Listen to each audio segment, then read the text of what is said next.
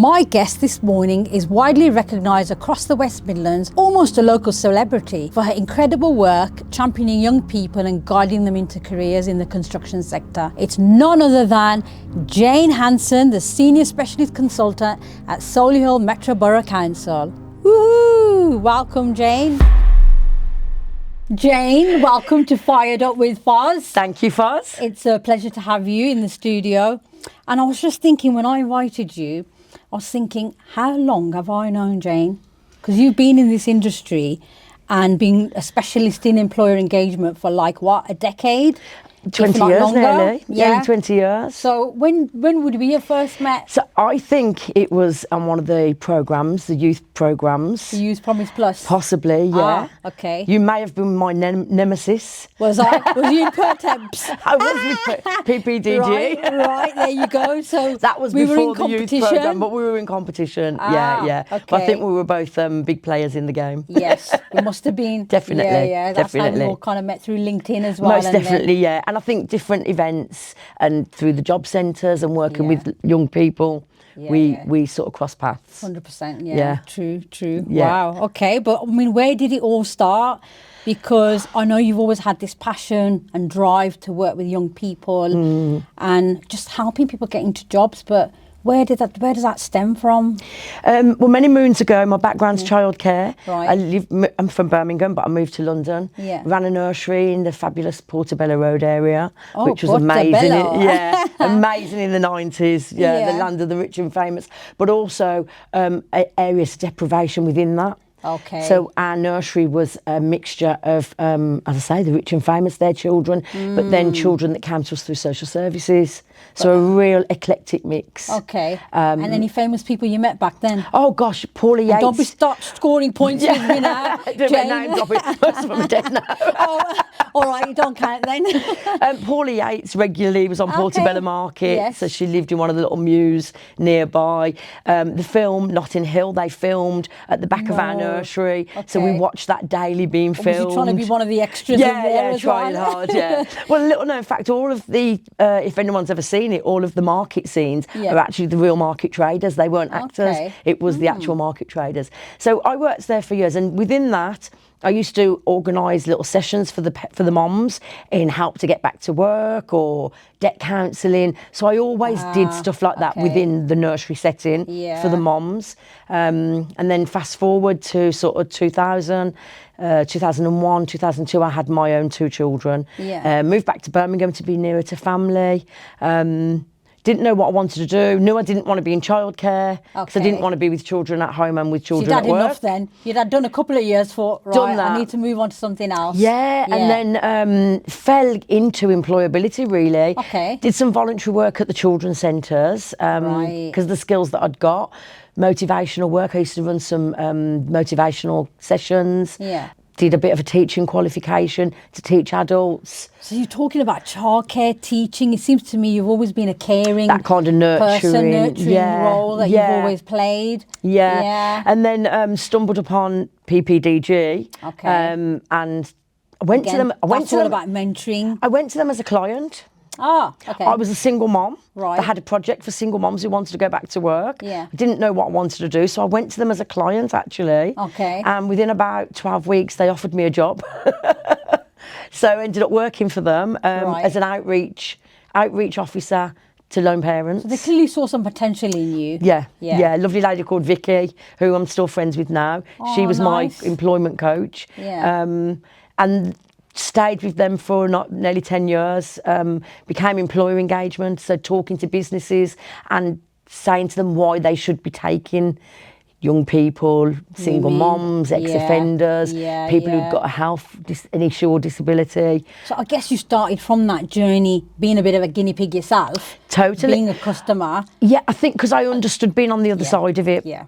I understood it. Yeah. And because people had given me a chance, I always wanted to give someone else that chance. Yeah. But I think that's where the passion comes from as well. Yeah. And then you've got to be also, I think, relatable and have gone through that journey for someone to say, well, actually, do you know what? She gets it. She's not making a mockery out of me or because I'm on benefits or I've got 4 kids. Yeah. She's not judging me. Yeah. that's equally important, is it not? I think most definitely, and I've often had people when I was working with the caseload sit and go, "You wouldn't understand," and I'm I actually do understand, because it wasn't that long ago I was sat on that side of the table. I really do understand. My marriage ended and I brought up my children by myself. We lived in a high-rise flat at that point. Okay. Tough times? Yeah, very, very tough times. Money was tight. I kept going, and I did the voluntary work to keep my sanity, really. Right, so you've mentioned voluntary twice. Yeah. And I think going back in that era, it was something we valued. Yeah, was it definitely. Not? It also allowed us to build those connections. Definitely. For employment, or even connections through other channels for whatever reason. Yeah. But I don't know if voluntary work's valued as much now. Young people are a bit like, what? I'm not doing that for free. I'm not getting out of bed. I'm not working for nothing. Yeah. And I think I didn't go into the mindset of, oh, this is going to lead to other stuff. Okay. I did it for reasons of, I'd got 2 young children. I was used to being a professional. Yeah. Now my conversation evolved around Teletubbies and which supermarket had the cheapest nappies. So it's to get out of the house and it was to get adult conversation. It really was that. I signed up for every course I could think of that gave a free creche. Because I couldn't afford to handy. Couldn't really afford to put them into a nursery. So I took advantage of the courses that offered a free creche. But maybe that's what allowed you to build those skills with all the courses that you did and the connections that you built along the way. Yeah. I think what it allowed me to do was recognise skills that I didn't realise I had. Yeah. And I always quote this. At school, I was constantly being told off for talking too much. Okay. And I might be doing that to you today as well then. You invited me here, Foz. Okay. You invited me here. You be careful what you ask for. I was constantly told off for talking too much, but I ended up working where I was actually paid to talk to people. So you can't get better than that. No, and what I say to people is think about what comes to you naturally. Think about what you do naturally. Yeah. If you can put an outfit together naturally, maybe look at a careers in fashion. Right. To think about what is within your comfort zone. Sometimes I think people don't recognise that. It needs to be told by somebody else. Totally. Or those skills need to be brought out in you for you to even have that realisation. Oh, I didn't know I was good at that. Yeah. Or I was creative. Or I didn't realise that what I just do naturally, actually people will pay for. Yes. Or could That's lead something to a career. People will pay for, most definitely. 100%. So what would you say your earliest memory is? Because now you've been in the construction sector. Did you even imagine being the leader in the sector now? I would call you that. You're almost like a celeb in the Midlands, Jayne. It's hard to compete with you now. 10 years ago, but now, honestly. I don't know, famous, notorious, it's a very thin line. I worked in employability for so long and I worked with every different sector. Yeah. However, never construction. No. And when I look back, I don't know why I never looked at that sector. Okay. When I look back at the organisation I worked for, construction was never ever flagged up in conversations. So it just wasn't something I had a knowledge of. Okay. And then I went to work at Birmingham City Council. And it just happens that the lady that I sat next to looked after construction companies, the 106 agreements and all the social value work. Yeah. So obviously you sit next to somebody and you chat on your lunch break and you talk about, what are you doing? And so she'd invited me to come along out to a meeting with her. After a job, really, Jayne? Well, I didn't even find it that attractive or sexy. It just wasn't even on my radar. Okay. So the one day she said, why don't you come along to a meeting with me? So I said, yeah, fine. Went along to the construction site. I was like, what is this? I mean, I'm not prissy at all, but obviously, as a lady going into, you don't see any other females. It was dirty, it was messy. Yeah. And we had a meeting with these gents. Did you have to get the boots on and the full PPE? I mean, we went into just a welfare office. Okay. It wasn't too bad. Yeah. And straight away, just the whole organic, it was just no frills. Mm-hmm. It is what it says it is on the can. Right. And it has just sort of triggered something in me. So and learning more from Sue, a lady called Sue. Yeah. And understanding about the social value contracts and commitments that these companies had, and recognising that they were actually proactively recruiting more females, more black and ethnic minorities, ex-offenders, care experience. And I thought, wow, how wonderful is that? It almost encompasses, I feel like, your last couple of years of work you've been doing all into this role. Yeah. It was sort of like the conversations I'd been trying to have and broach with companies. There was actually companies that willingly wanted to have those conversations. And I was sort of like, how did I not know this? How did I not know this? Hallelujah. And then Sue actually went on to leave from the council, and it was just pretty much like... Right, basically, you kicked Sue out. Nobbled Sue. Off you trot. Bye. No, I'm still in contact with Sue. Sue is absolutely amazing. I love how you're giving a shout out to these people. You know, and maybe the universe brought us to sit together because I knew nothing before then, and I just started. And I don't know how it happened. And I think she left and it was kind of like, oh, well, you sit nearest to that seat so you can now take over that work. Which you were going to do anyway, Jayne. I need to hold on to my seat. And then I just sort of, the project I was working on was actually, we were trying to place candidates in sectors they were underrepresented in. Okay. So again, the candidates I was working with, it fit and just right in. We were placing people, speaking to construction companies. They were really willing to give people an opportunity. So do you think it was that era, that time you were in, where there was that shift that was happening within the sector? Or was it just you were at the right place, right time, booted Sue out, got in there? I'm going to be forever known as the butcher. I think it was... We'll add that to the intro as well. I think it was the companies, let's not, wrap it up, sugarcoat it. Companies are contracted to do this. This is big business for companies. Companies... They are now. Now. More so now. But back then, was it a tick box exercise? I think for a lot of businesses it was. And what I recognise that some businesses did it because they were passionate and wanted to do it. Others did it because it was a tick box. They'd signed a commitment to do it, which was part of their planning agreement. But it was the passion wasn't there, or the right people weren't there to initiate more projects and get more people in from diverse backgrounds. And give others a chance. And it was, and don't get me wrong, there was some kind of horror stories. I had to fight and battle. Horror stories, and is that with people, the system? Leadership? It was what you'd said, some companies taking it as a tick box exercise. To companies that were sort of all singing and all dancing, saying they did all this for equality and diversity, saying they wanted to make their workforce more diverse. The scenes, not at all. There was a young lady that I was supporting.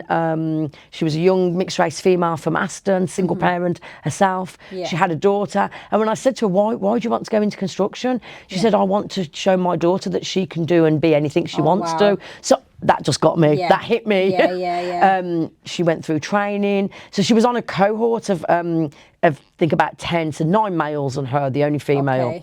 She did a CSCS card and a roller and dumper tickets. Good on her. She was the first to pass in the class. She actually helped some of the other lads to get through it.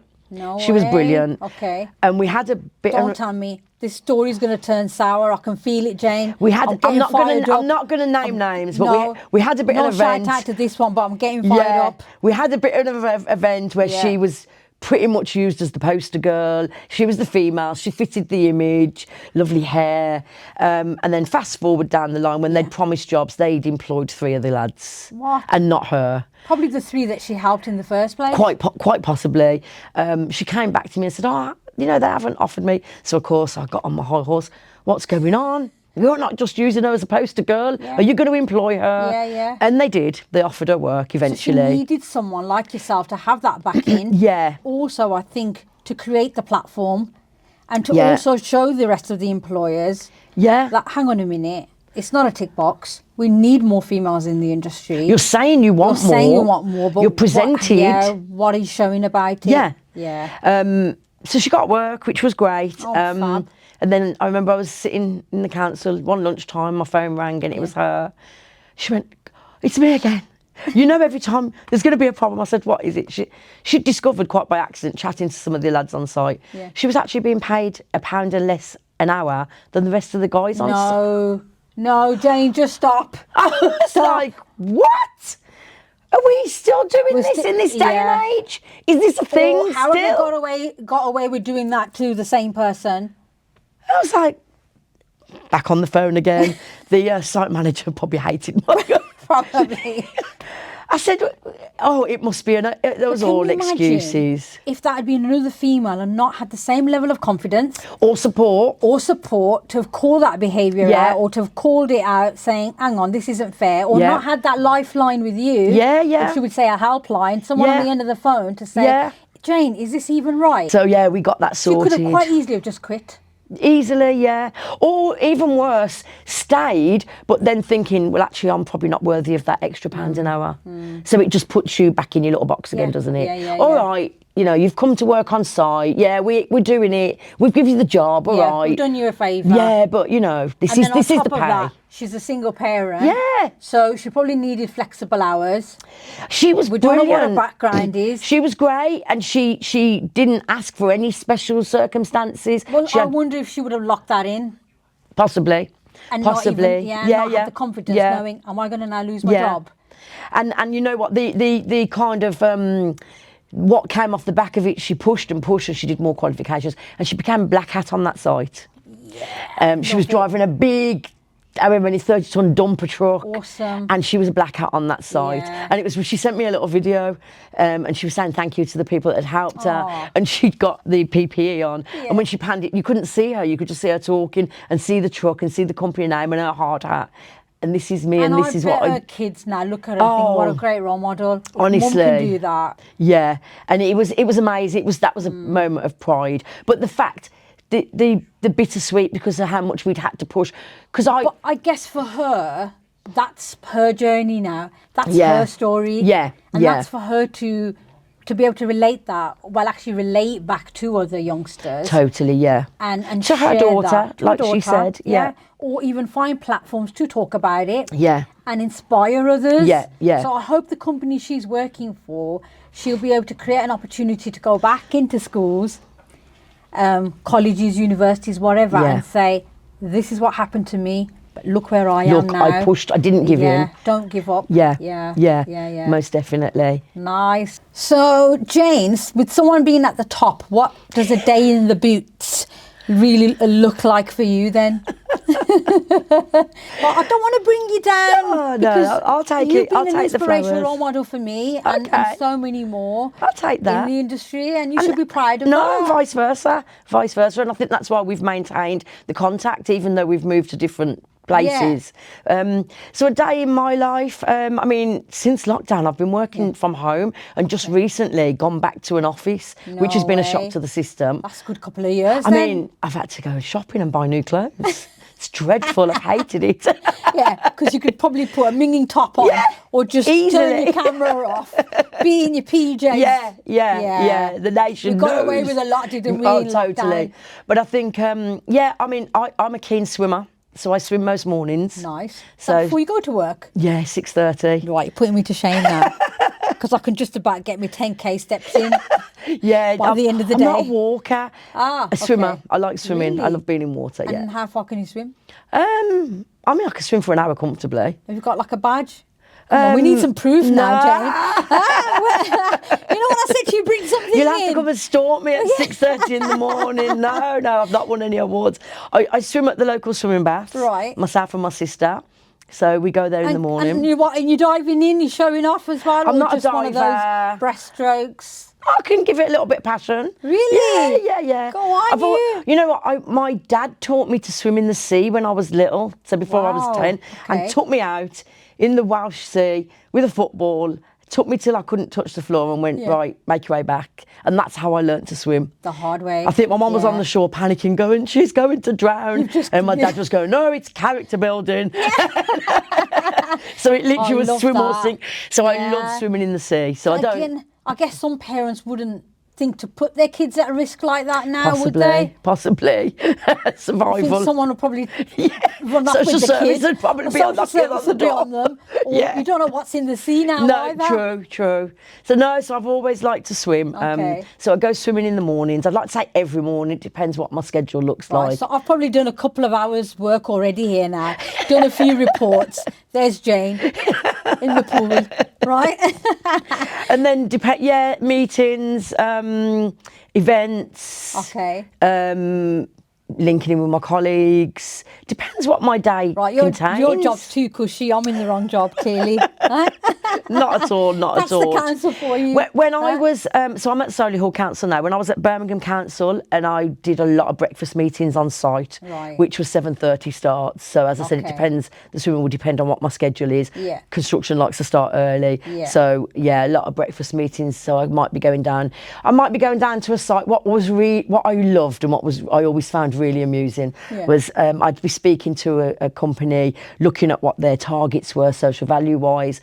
Maybe they weren't meeting their targets, so I'd want to go and have a chat with them, not to yield a whip, but to talk about how we can make things achievable, and how I can support them, who I can introduce them to. There's always room for improvement, 100%, yeah. And what I found was it wasn't that companies were resistant and didn't want to do it. They often didn't know how to do it, who to speak to. Whereas working in the sector, working with communities and employability, if you say to me, where do I find... who do I speak to if I want to meet a group of ex-offenders? I will know which connections to put you in touch with. Yeah. And the process as well. Totally, yeah. So I would often organise breakfast meetings to go down and speak to a site manager, a project manager, and ask them to bring some of their supply chain in, so I could talk to them about what we've done with other sites. Really, you just want a jam donut first thing in the morning, don't you? A bacon sarnie, generally, yeah. It was a bacon sarnie. And I don't drink tea and coffee, so I'd say, can I have some water? And it was usually a grubby little mug. Okay. And I'd started scoring sites on what the breakfast and how it was, So some of them were really nice, and some of them were really the bits. I'm coming back to this one. But then speaking to and explaining and realising that they will have a passion for something. I worked with one of the guys who was working on HS2, and he himself had grown up in care. So he was really passionate about giving some care leavers a chance. Right. So it's sometimes tapping into what people's own passion is. A lot of the guys you'll find maybe have been ex-military themselves, so they're really keen on giving the veterans a chance. So it was just sort of having a general chat. You're almost homing in on the talent that's already within the team. Yeah. What drives them. Yeah. And then how they can find a way to support others. Totally. But at the same time, meet your company objectives. Exactly. I kind of called it and gave it them. I'd say, we're going to hide the wiring. I will help you. We'll hide the wiring. You'll achieve what you need to achieve. I'll help you achieve that. I'll make the connections for you in the background, and you'll achieve your figures if you let me make those right connections and you're willing to go and speak. So I can look at which schools are in like a radius of your site, introduce you to that school. You can go in and help nurture young talent. Right. We'll if we're looking at things like you've got surplus materials, maybe your painter and decorators have just finished painting a multi-room project and you've got surplus paint.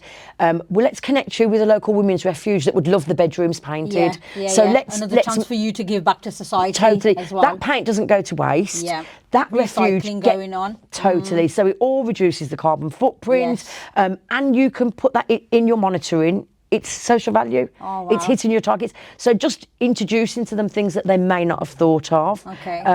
And it was always received so well.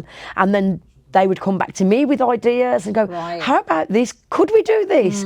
So and I guess the scope of the work, it's so broad. Massively, Isn't it? It's not stringent on who you're supporting, how you're supporting them, because social value and the impact you can make is on so many different levels, whether it's through sustainability, environment, employment. And you're right, I think sometimes they don't look at the bigger picture or outside the box on how to be creative. They would say, we want to get more females in, but we've already got a cleaner and we've already got a document controller. What?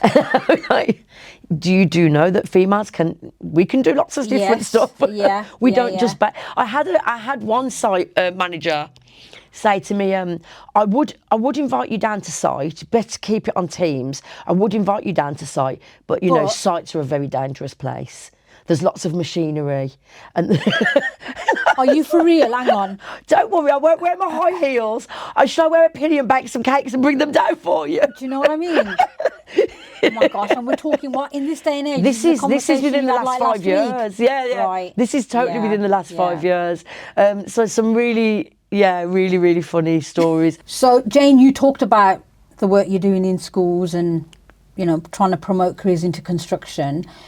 What do you think we need to do differently to entice more females to come into the sector? I think introducing this sector into schools a lot earlier. Primary schools? Most definitely. Okay. What do kids in nurseries, what do they build? Yeah. They build with building bricks. They play with Lego. sand and water. Yes. We're teaching them those skills from at home before they even go. So we need to be instilling in the children, but for me, a big part of it is instilling in the educators. Yes. The teachers. Yeah.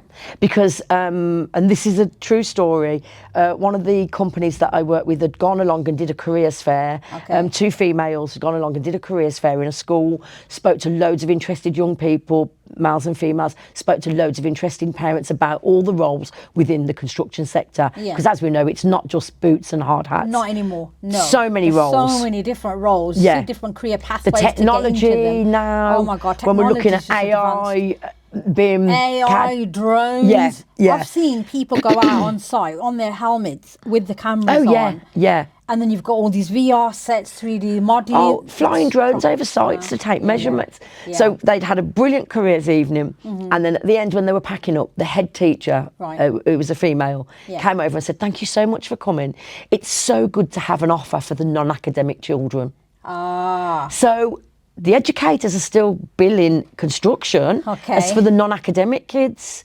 Do they know how much QSs earn? I know. Clearly not. I mean, the commercial team. Just QSs, absolutely mind-blowing. Even the environment team. So all of that hard work of talking to the children, talking to the parents, if the head teacher is bringing down that message through the teachers to the children, if almost you're not still academic, dumbing down the careers that oh, Look you haven't done well, or even if you don't do well in your GCSEs. Think of construction. You could be a labourer. And I think one of the site managers I spoke to very recently said that he was working when he was younger, and a mum and a child went past, and the mum had said, "If you don't knuckle down at school, you're going to end up doing a job like that." So it's changing mindsets, isn't it? Yeah, 100%. How can we even do that? Because I guess it's been so many years we've stereotyped the industry, it being male-dominated, not being as diverse, dirty work, less pay, long hours, manual labour, all of that. But there's been a big shift. There has been a change. More women are coming through. We have got a diverse industry. I know it's taken a long time. We still need to do a lot more work. We're getting there. But I totally agree in terms of it starting at an early age. So is it a case of primary schools need to invite more construction employers in? Yeah, I think what we're trying to do... STEM related what we're trying to do with Solihull Council is we're trying to pair up a construction company, so especially a company that might have a 2-year or a 3-year project. So we're trying to pair them up with the school and saying, don't just come and do an assembly, commit to a 2-year partnership. So come in regularly. For like a long-term programme. Come in regularly.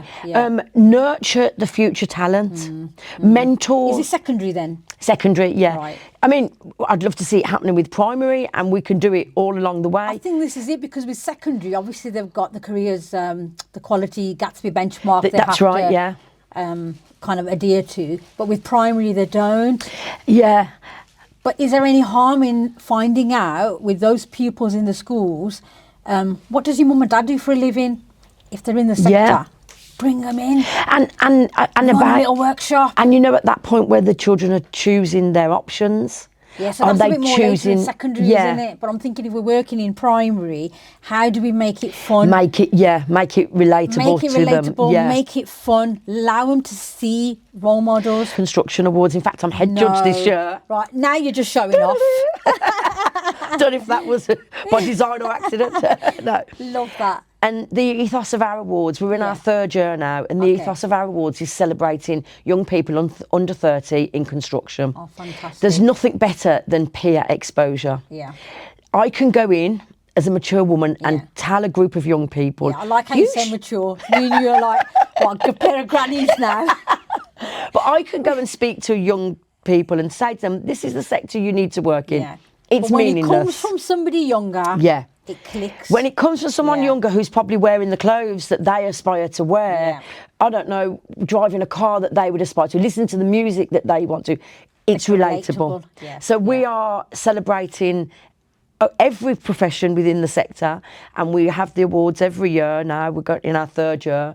So we're celebrating because we want those young people to be the voices of the sector, that they're getting spotlighted, that they can... Do you know what? That's brilliant for those young people because it's raising their profile. Totally, yeah. Gives them credibility. And again, it goes back to what are you now going to do to make a difference and be a change maker? And go back to even if it's your own secondary school. We recently had a young lady come along and talk to one of the community groups in East Birmingham, North Solihull. She's working, I think she's an apprentice project manager now. And she came along to talk. She actually went to school 5 minutes from the centre we were in. So for the people sat in that centre, recognising, I've grown up in this area, which is seen as an area of deprivation, but actually I can achieve that. She's young, she's doing amazing things. Her career's just going from step to step, up and up. Oh, fantastic. And she's back in her own area where she went to school to talk about it.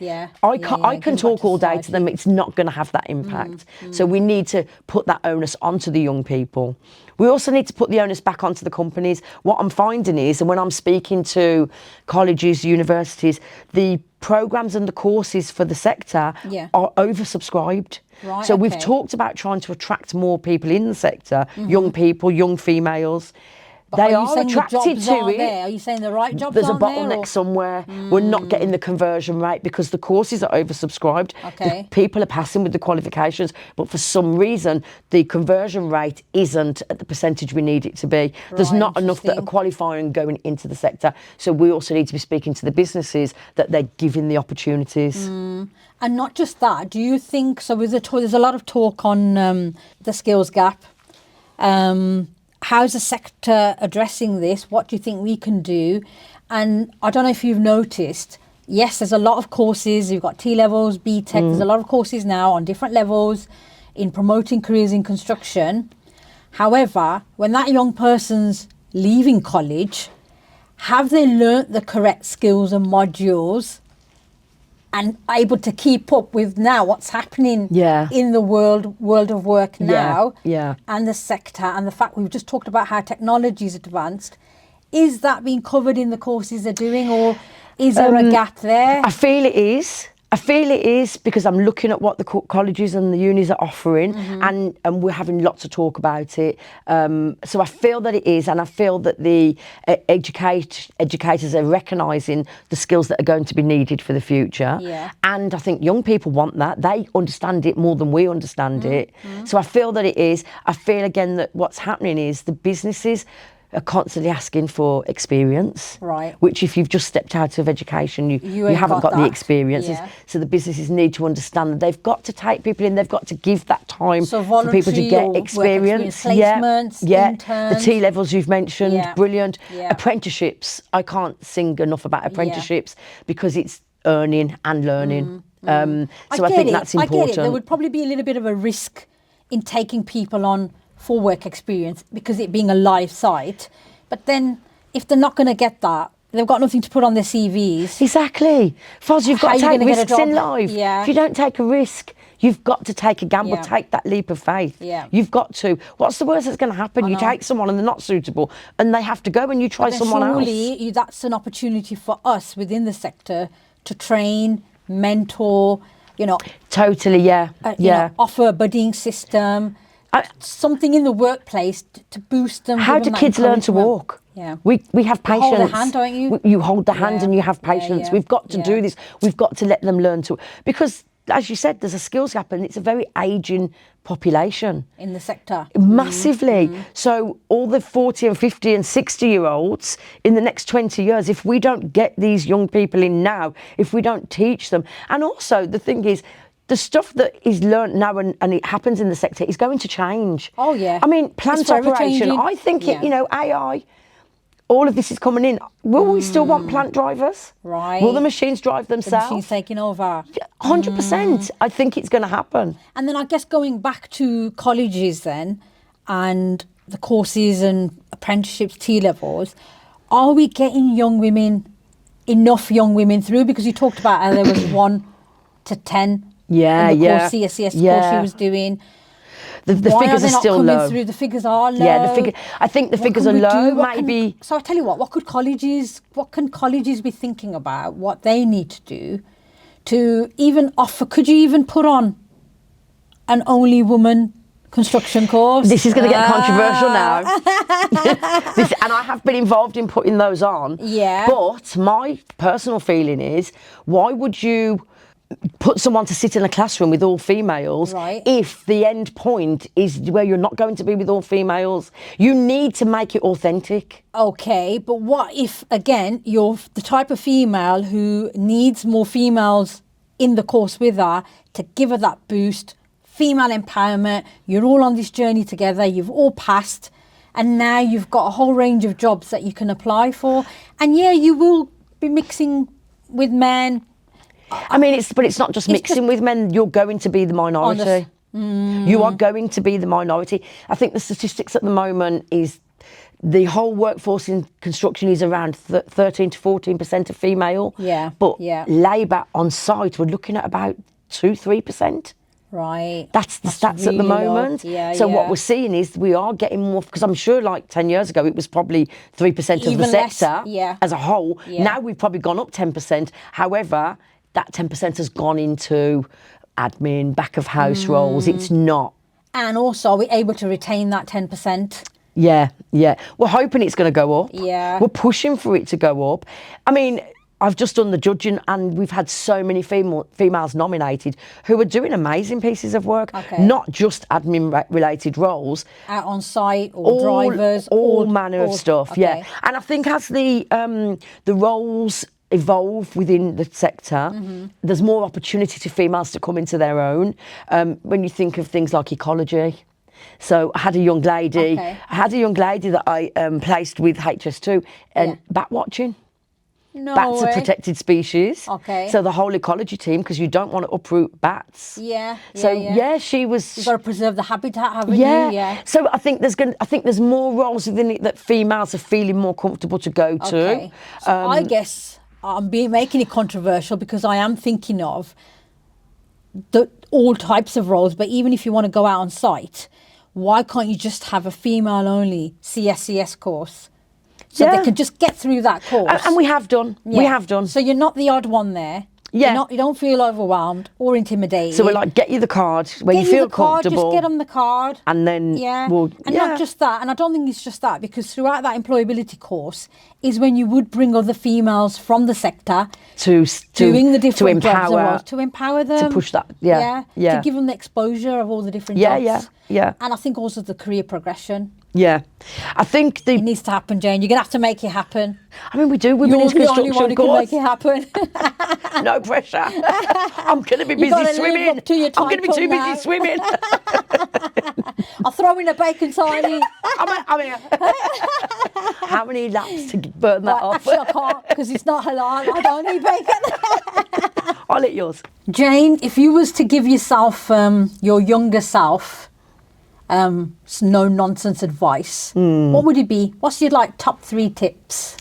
I think it would be to believe in yourself. Yeah. People see me as quite confident, probably because I can talk the talk. Yeah. But there's always nervousness underneath. And I think sometimes the self-belief, and I think that's why a lot of females trying to go into this sector, go in, don't see themselves represented, will get past that and just push and go forward and be bold. So I think it's about believing in yourself. Nice. And kind of also know your self-worth. Yeah, 100%. And I think it's about what I mentioned earlier, understanding what comes naturally to you. Don't try and fit a square peg in a round hole. If you've got a talent, and you might not recognise it as a talent, but it's going to be a talent for somebody. Someone's going to be willing to pay for that. Who knew I'd be sitting in front of a camera talking? People are willing to pay for the most obscure things. So think about... Is this your way of now getting me to write out a cheque, Jayne? Is there not one already? No, sorry, no. I've got to go now. I think it's the self-belief, and it's easy to say when you're older, isn't it? And when you look back, and I think when you're younger, you're caught up with a lot more. How do I come across? Of course, and I think there's all the other factors of social media. Oh, massively, yeah. And then your upbringing, the level of support you've got. Most definitely, yeah. Your actual network and your circle that you're surrounded by. That's another big one. Do you know, and I think my own children are testimony to this. I was brought up in the era where children were seen and not heard. Right. And very much like, don't be a show-off. All right, you won that race, but don't be a show-off. No one likes a show-off. That was the era I was brought up in. Yeah. And I was quite forthright and probably got shot down a little bit when I was younger, but I had the personality and the character to push through that and push myself. Not every young girl does. Yeah. And what I love, and I think about the American TV programs that my children grew up watching, and it was like, hey girl, you're all of that. And so my daughter is so empowered. Love that. Sometimes I'd like her to be a little less empowered, if I'm honest. But I think there was a shift, very much. There was a shift in that. And I think we need to push for that, because I love that. And it's why not be proud of your achievements? Yes, why not sing and shout it out exactly, the rooftop? Exactly. Yeah. Another thing as well for me is competition. When my kids went to school, it was this thing of like, oh, it's not the winning, it's the taking part. How no? No, it it's all about the win. It's the winning. Yeah. Usain Bolt. Winning. We're on Fired Up with Cars and we're winning. Hashtag winning, girl. Yes. Usain Bolt never ran those races to stand on the second podium or the third podium. No. He went out to win. So actually it is about the winning. So there's a few messages in there. Things change through the ages, don't they? Yeah. But I think, it's sing your own praises, go out there, let your light shine. There's nothing to be achieved by dimming your light. It doesn't help others to win. Love that. I love that. Shine your light so you can light the way for others to come through. Those are sort of the tips that I like to give. I love that, Jayne. Thank you so much. I hope that's going to leave young girls listening, hopefully, inspired and wanting to come into the sector, or just go and try and do something different. Believe in yourself and follow your passion. Yeah, definitely. Yeah. What would you say was a defining moment in your career that you're always bragging about at barbecues, Jayne? Probably not just at barbecues. It's probably when you're judging. It's probably when you're out and having your bacon sarnie in the morning. I bet it never stops. Go on. I mean, my career, my aspiration as a young girl was to work with children, but go into childcare, which I did and I achieved. Yeah. And I never ever thought I'd end up within this sector. So if we go back sort of 9 years, I knew nothing about construction. Okay. And then as I've spoke earlier, it happened kind of pretty much by accident, but I embraced it and I learned all that I could about it. I'm a person that if I take an interest in something, I will want to absorb it and find everything I can. Do your research, you want to know everything about it. And I'd have like local job centres calling me saying, oh, can you, and they'd asking me for advice, and I'd be Googling. Or ChatGPT on how to respond now. If I knew how to use ChatGPT, it would have been, it was really funny. I remember one of the funniest things, people kept asking about a Cat and Jenny course, and I was thinking, who is Jenny? Who is Jenny? I need to find this person. I don't know who she is. I've heard cat and mouse, but everyone talks about Jenny. And I Googled it, and I Google images because I'm a very visual person. Right. Oh, okay. So then people phoned me going, someone wants to go on a Cat and Jenny course. Can you tell me what it is? And I was like, yes, let me tell you. I found out from Google. So I became got this title. The font of all knowledge. Yeah, the font of all knowledge, the construction queen. Oh, really? All You're of it. behind the screen. Do you know the Wizard of Oz? And he's behind everyone thinks he knows everything, and he's a little man behind it. And you've got Dorothy on your doorstep. But when I was leaving Birmingham City Council to move to Solihull Council, my last performance, if you was a jobs fair at the Legacy Centre. Okay. And we had Andy Street, who was the mayor at the time, come along, and Councillor Sharon Thompson to open the event. And we had about 70 stands of employers. Oh my gosh. I think I saw that video. Have you seen it? I've seen. Right, this is why, guys, Jayne is a legend. Yeah, I've seen that video. We shall play that video. I didn't know this was going to happen. No, Jayne, I didn't know. Don't pretend now. I know you're just trying to score points again. Yeah. And Jayne, they publicly basically praised Jayne. They did, yeah. You didn't expect it. I didn't know. You could see my reaction. face on the video. Yeah, you didn't fake it. I was mortified.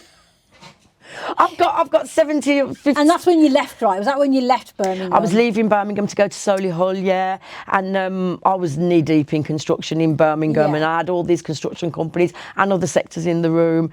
And they, just sort of said like I'd been responsible for helping so many young people, that Birmingham as a council were going to miss me, and they were going to miss me. And I was like, Mom, I made it. No, so you was like...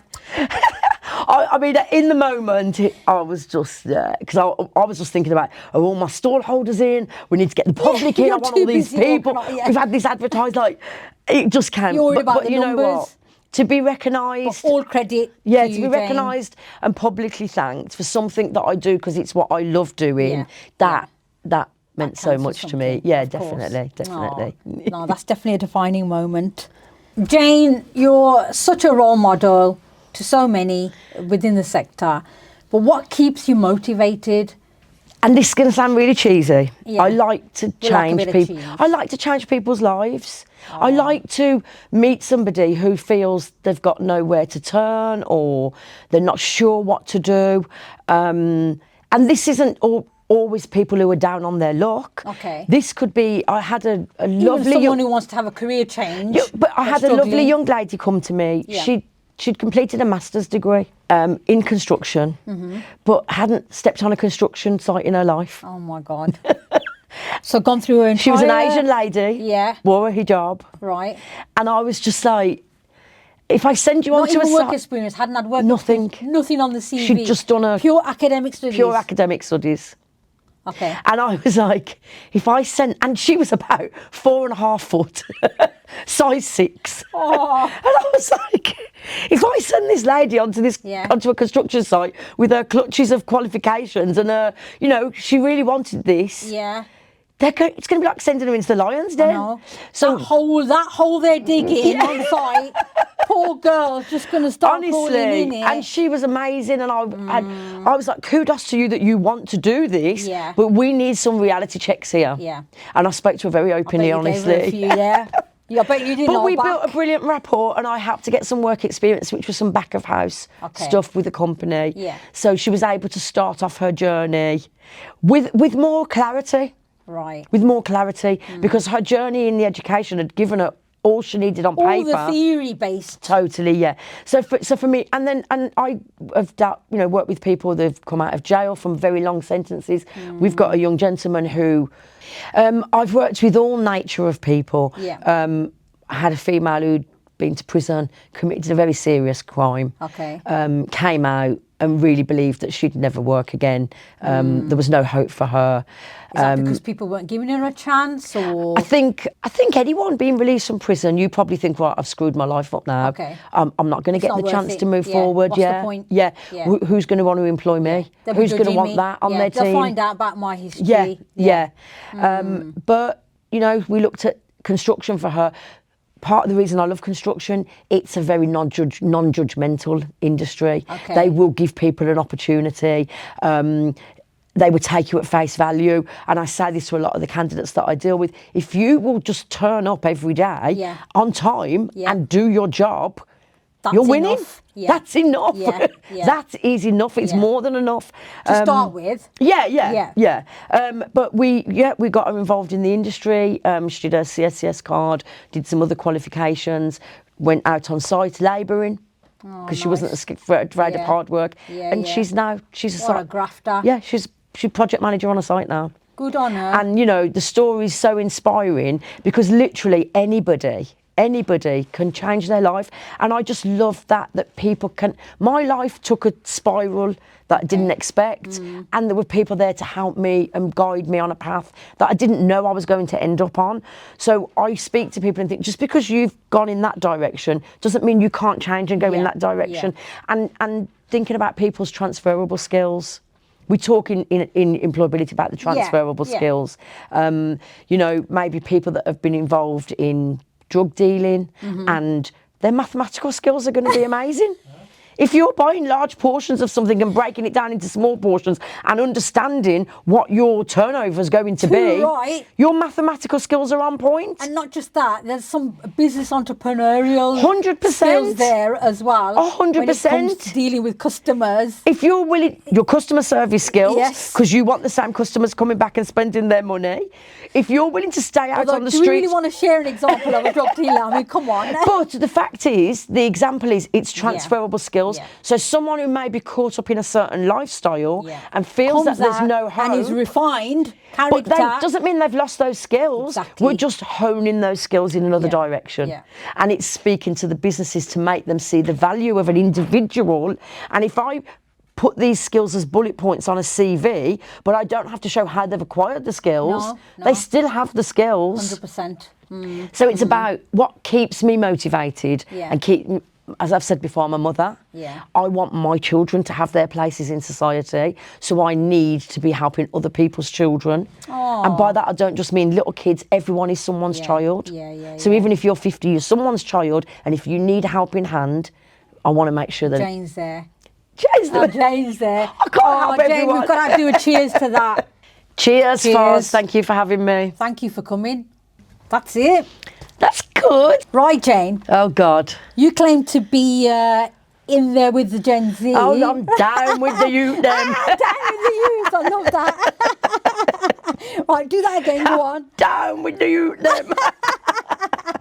Right. Okay, if you think you're really that down there with the youth, I've got a quick fiery round. Oh, gosh. Yeah. Of the slang words young people use. Okay. Right. I know you've. This is going to test me. This is going to proper test you now. Okay. Yeah? Go for it. Are you ready? You're fired up. Ready. Yeah. Right. No cap. No kudos. No. Oh, Fozia. For goodness sake. You've got to start lie. with an easy For one. real. No lie. No lie. See if you meant That's to say rubbish. I know. Move on to the next one. Okay, it's giving. Fired up with Fozzies. Giving. I'm giving. What are you That's giving? all you need to know. I'm giving. What are you giving? It's giving. You're giving me a slice of Jayne. Oh, darling. All day long. Oh, it's giving. okay. It's giving construction queen. You're right. You're spot on. So you're giving the vibe. It's you're giving giving, off a yeah. vibe. You're giving off energy, Yeah, which you it's brought giving. to the studio today. Riz. Rizla? Are you going to be pulling one out now? Riz. Start rolling things up, Jayne. Because you've been talking about gangsters. A brandy or a champagne, that's not my bag. The gangster side of Jayne going to come out now. Riz meaning the ability to flirt. Oh, Hal. I know. Girlfriend. Oh. I'm going to remember that. You know how to I give am a going bit to of remember Riz. that. Yeah. Delulu. Oh, Delulu. Oh, yeah. If you think that I was never ever going to say no to this, you're Delulu. So you've used that one. Okay. Flex. Yeah, I can flex. Show me how you flex. I can flex. So don't start Any swimming on me situation now. you put me into, I can flex. Flex. Yeah, That's showing off or bragging. totally. Yeah. I made a career out of it. Yeah, you have. It's on your CV. Yes. Salty. Oh, I think it's probably distasteful, not very Yeah, nice. yeah, bitter. Bit salty. Yeah, when you're a bit annoyed or bitter yeah, about I have my someone. moments. I have my salty moments. Who? With the management. Not your customers, I hope. With the management. With the system. Yeah, join the club. Slay. Girl, I slay every day. Oh. I slay, queen. Love that. Looking fantastic. Bougie. When I walked in here, Yeah. what did I say? Go This on. set is so bougie. Yes, isn't it? Yes, I loved Thank it. you. Yes. Ghosting. Yeah, I have to do that all the time. All them guys sliding in my DMs, I have to ghost them. Yeah, right. I bet you don't even have to In set my up your dream- Instagram profile. in my dream world. Dream on. Stan. Scan? Stan. Stan? Yeah. Stan the man? I don't I have even know if no I'm clue. saying it Who's right. Stan? I'm just as an Is this oldie your goldie like new you. boyfriend, Tifoso? Who's Stan? An obsessive fan of someone. A Stan? Yeah. I wouldn't even know how you Who use knew? that term. No, I don't know. Sod that. Drip. I got a dip in a minute. What? Been here long enough, mate. Not I got dip. a dip. Oh. Right, now she's making her own up. Drip. Drip. Drip. Clothes, gear, Yeah, drip. I've got a son. good. I've got a son and a daughter. Right. I hear that word probably 10 times a week. So how would he start that out? What would he say? Mom, am I looking drip? Yeah, he's what he wears is drip. It's his drip, yeah. Right, yeah. right. See, we're learning the thing The drip, here. yeah. The drip. He's got all the drip. Main character energy. Big balls energy. Yeah. That's what we want. Yeah. Yeah. We got that from you today. You were all fired up. It was reciprocated, Thank girlfriend. you. You was the star of the show today, Jayne. In all your glory. Right, here's another one. Shook. Yeah, shook. I was shook on the way here. What Why? is suppose you're going to ask me? I was nervous. I was scared. I was shook. Yeah. I sent you enough emails to prep you. Yeah, I don't read emails, suppose, yeah. Goodness sake, I'm a busy woman. I'm a busy career professional. All right. What else we got? Bruh. Bruh. It's like... Not bro. No, bruh. Bruh.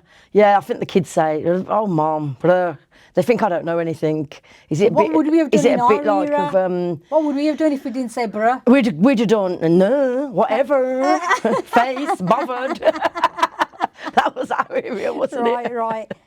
So, yeah, expression of disbelief or disappointment. Yeah. Yeah, we'd be rolling our eyes, wouldn't we? FOMO. Oh God, I have massive FOMO. Like that's why you said earlier. Yeah. Oh, you're always doing something. You're always like onto something else. Don't turn this into a story now. This is a quick fire no, round, Jayne. I always think I'm going to miss out. Fear of missing out. FOMO. Well, you haven't missed out. No, you haven't missed out. I haven't. Great stuff. You did really well. I've got to count how many you got right. Oh, really? I forgot to do that. I've got to stick them as I went along. I think 100 out of 100. No.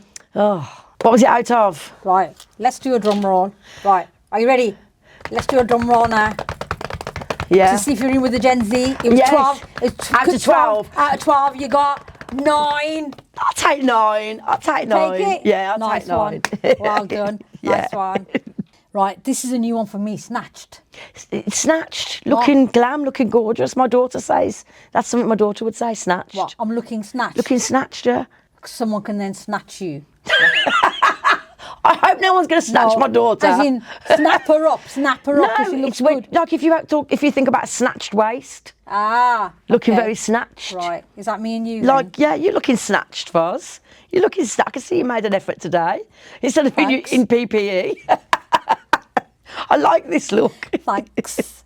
Ghosting. Oh, you hear that a lot. Ghosting, I said ghosting. I have to ghost all the men that slide in my DMs. Oh, did the ghosting one, all right. Did you rob me of a point? Right, I've got a bit of a challenge for you, and I know you love competition. Okay. Right, we both work in the construction sector. We do. And I thought, how about we get a minute? We've got a minute, 60 seconds to build the tallest tower just using straws and marshmallow. Okay. You've done this before, haven't you? No. I wouldn't do that to you. You so have. I wouldn't do that to you. Right, let's get the timer started. Okay. Once I've is there a plan? handed you out the resources. Is there a plan? If there is, I'm not going to tell you. Let's start the clock watch. Are you ready? Steady. Go. Okay. I'm not going to watch you and shit. I can't even get the don't be watching me. I can't get the bloody bag open. Don't you be cheating. This is going to be the best tower. Is that going to work? Oh my God. We need a countdown.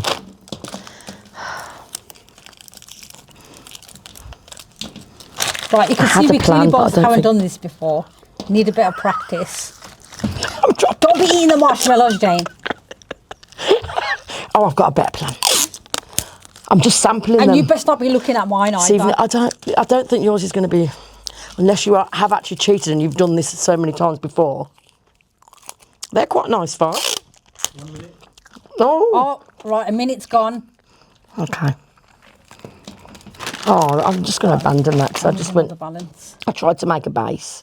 Right, didn't I say you actually can't just put sellotape around the straws for the sake of it?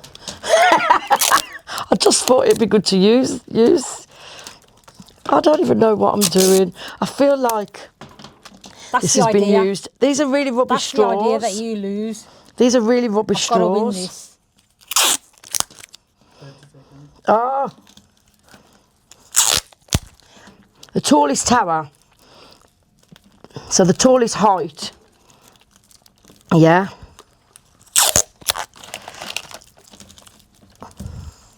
What we should have done is Chubby Bunny. What's Chubby Bunny? Is when you see how many marshmallows you can get in your mouth. I'd probably have won without that. being sick. Yeah, I would have won that.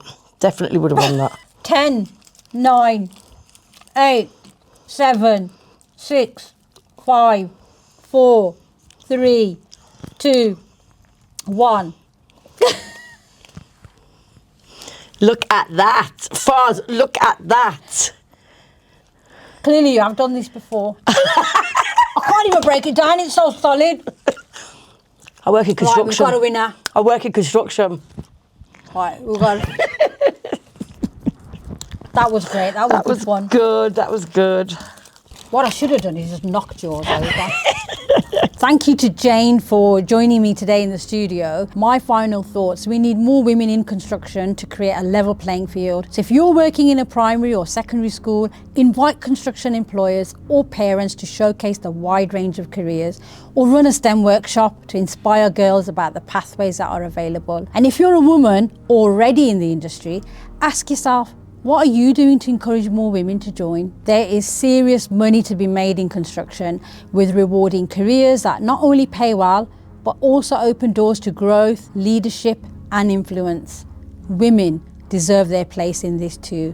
There's a space for everyone in construction, regardless of age, faith, sexuality or disability. The face of the sector is changing, but real change only happens when you step in it and become part of it. If I can be part of it and Jayne can be part of it, then there's a space for you.